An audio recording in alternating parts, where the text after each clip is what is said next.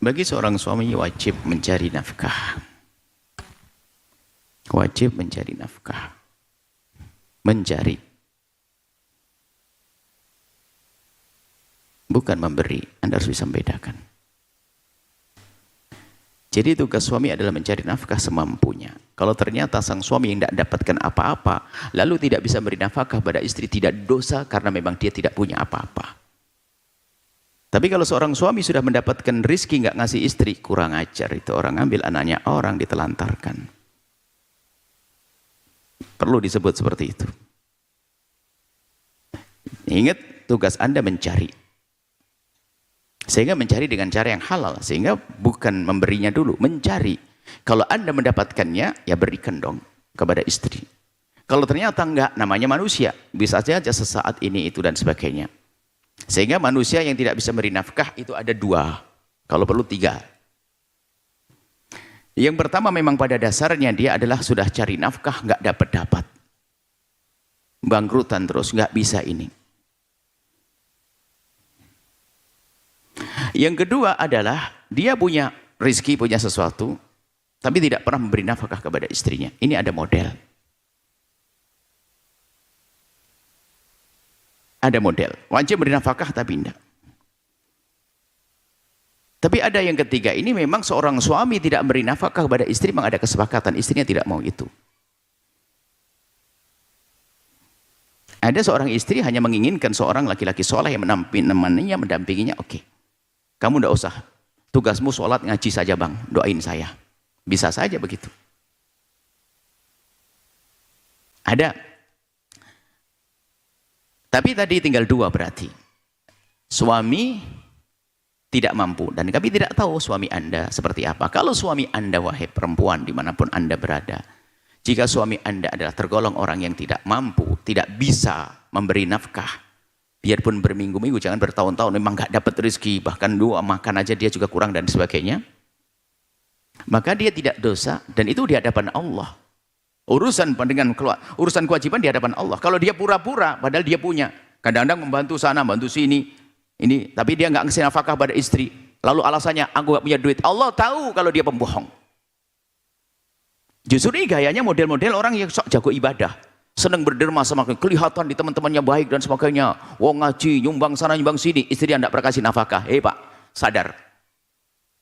Orang semacam itu adalah orang-orang yang dengan kebodohannya memberi nafkah istri jauh lebih utama daripada yang lainnya.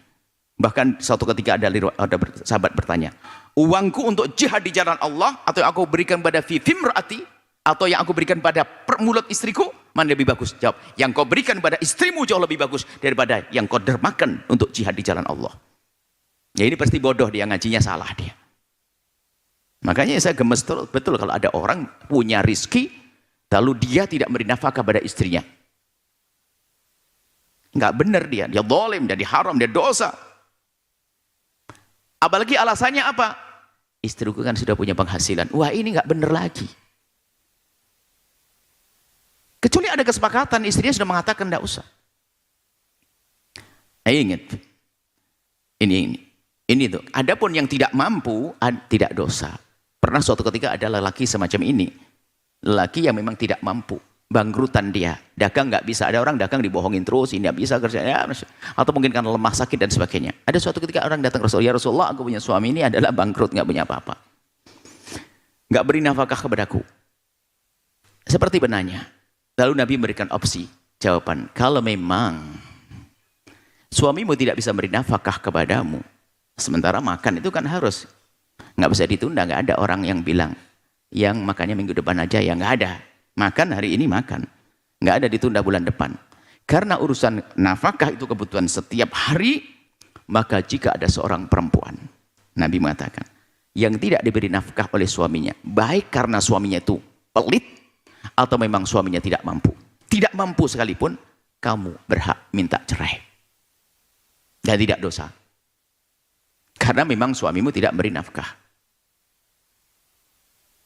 Dengar cerita sampai di sini itu perempuan terbagi dua, antara yang cerdas dan yang bahlul.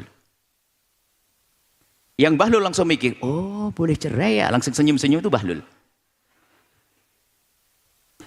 Yang senyum-senyum bahlul, karena yang kita ceritakan perempuan cerdas. Dia mengatakan boleh cerai. Dia ngerti boleh cerai, tapi mengatakan, ya Rasulullah, haruskah aku cerai? Ada opsi lain? Oh, cerdas dia. Nah, yang senyum tadi Bahlul. Di sini nggak ada yang senyum. Kelihatannya. Tapi perempuan ini cerdas di hadapan Nabi. Ada opsi lain ya Rasulullah? Ada. Kau yang mencukupinya. Karena memang suamimu tidak mampu. Maka di saat itu kau mendapatkan pahala double, pahala nafkah, pahala nyenangkan suami, pahala-pahala. Apa kata wanita cerdas itu? Dia berkata, ya Rasulullah, masa gara-gara begini aku harus pisah dengan orang yang aku cintai? Biar aku yang mencukupi. Karena selama ini dia masih bisa berkarya, bisa mencukupi. Biar aku yang mencukupi. Nabi menyanjung pilihan ini benar. Ini orang cerdas. Yang senyum tadi gak cerdas. Mencukupi gak ada masalah. Wah, memang suaminya tidak mampu. Makanya kadang-kadang ini perempuan ini adalah emosinya itu nggak jelas. Wong dia sudah dapat rezeki banyak dari Allah gara-gara suaminya yang bangkrut itu marah-marah. Memang benar perempuan yang laki-laki yang punya uang, ongkang yang uang nggak ngasih nafkah kepada istri itu memang laki-laki kurang ajar semacam itu. Atau dia malas bekerja, suaminya suruh ke pasar, dia hanya ngaji terus. Ini kan pernah kejadian di sini, seorang ibu mengatakan, Bu ya, suami saya adalah suami yang soleh banget, cuma tidak pernah ngasih nafkah. Terus saya suruh pergi ke pasar, kemudian dia kemana? Dia rajin ngaji. Ngaji di mana? Ngaji gombal itu. Iya. Ngaji di mana? Sama Buya. Wah, ini kurang ajar, ini ngaji sama saya model begitu. Kalau ngaji di sini yang benar. Lebih penting ngasih nafkah, cari nafkah daripada itu loh. Jadi jangan zalim wahai suami. Ya boleh. Kalau memang tidak mampu, ada ngaji rajin dan saya tahu orangnya setelah itu. Pertama kan tidak tahu siapa orangnya. Betul, kelihatannya paling depan dia memang, bukan ini. Tidak usah khawatirnya. Ajib, cuman kita negurnya bagaimana bingung. Sebab kalau yang ngomong kelihatannya matanya tuh 2 mata, kalau belum 4 mata dia. Ngelihat, dengar dia, tapi kok masih begitu? Bisa jadi pengajian hanya untuk alasan dia lari dari kewajiban. Ada kan orang sok gaya sibuk ya kan? Biar tidak disuruh, sok sibuk.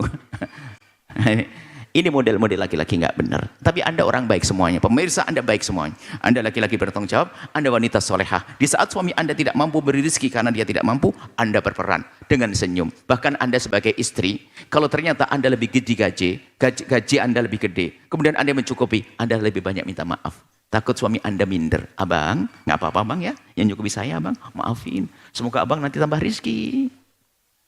Waduh enaknya, istri soleha, suaminya pun juga paham, maafin saya sayang. Kadang sudah tidak punya, suami ini pernah ada pertanyaan di sini.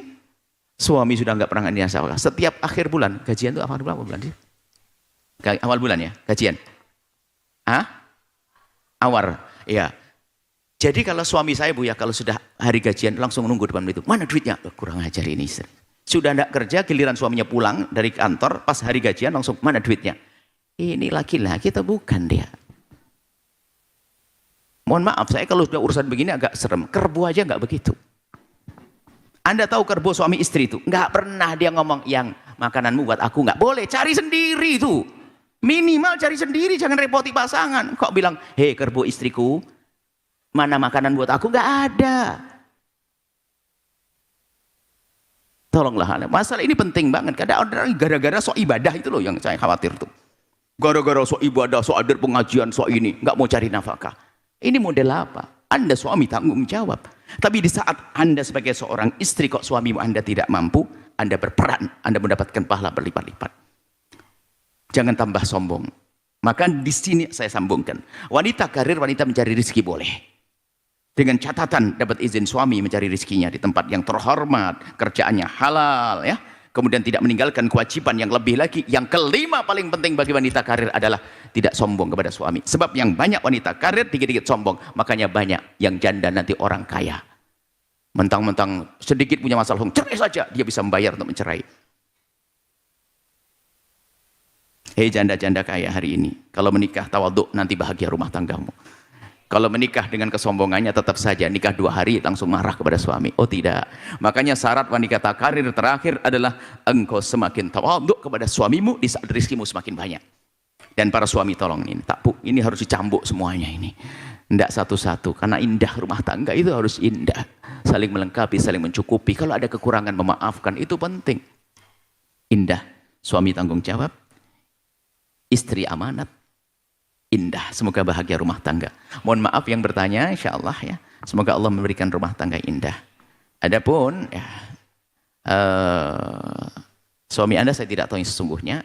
Apakah karena beliaunya adalah orang yang pelit? Berarti kalau pelit perlu didoain khusus dari sini.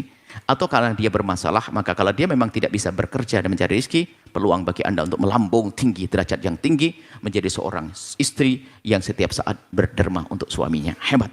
Jangan dijadikan itu sebuah permasalahan, menjadikan rumah tangga indah. Kebahagiaan itu hendaknya harus Anda hadirkan dengan rumus tanpa syarat. Bukan syaratnya duitnya banyak. Bukan syaratnya suami ngasih nafkah. Bukan syaratnya ini, akan tapi keindahan yang ada di dalam kehidupan Anda. Sehingga kebahagiaan bisa dimiliki orang fakir. Sehingga kebahagiaan dimiliki orang yang lagi sakit. Kebahagiaan bisa diberikan oleh Allah kepada siapapun. Semoga Allah memberikan kebahagiaan kepada kita. Dunia dan akhirat. Allah alam bisawab. Jangan lupa berselawat kepada baginda Nabi Muhammad sallallahu alaihi wa alihi wa sahbihi wasallam.